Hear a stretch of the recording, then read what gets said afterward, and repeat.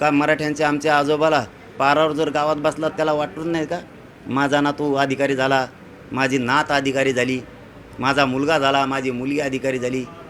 त्याला मी तर हे स्वप्न बघतोय. आज माझा मायबाप मराठा, फाटक्या धोत्रात, फाटक्या पॅन्टीत, फाटके कपडे घालतो, फाटकी टोपी घालतो, पटका घालतो, पण जीवाची बाजी लावून लेकरं मोठं करायसाठी लढतो. त्याचं स्वप्न मला साकार करायचं. त्याच्या अंगावर कडक टोपी बघायची, कडक कपडे म्हाताऱ्याला बघायचे. म्हाताऱ्याचं जर नातू तिकडं नोकरीला लागला ना, म्हातारे इकडं पारावर बसलं की टाटकून उठलं पाहिजे, मिशात पिळायला पाहिजे म्हाताऱ्यानं. मग आपला नातू झाला. दोन्ही मिशा, ज्याने मिशा नाहीत मराठ्याला त्यांनी कपाकप वाढले पाहिजे पिळायसाठी. इतकं मी ते स्वप्न बघतोय. आमच्या आजीच्या अंगावर तिचा नातू, तिचा लेक अधिकारी होऊन का कडकडीत कपडे जाऊ नये. शानके 7 लोक बनवायचे, कडक टोपी घेऊन देशापासून राज्यापर्यंत, दिल्लीपर्यंत माझ्या मराठ्यांचे अधिकारी लेकर झाले पाहिजे.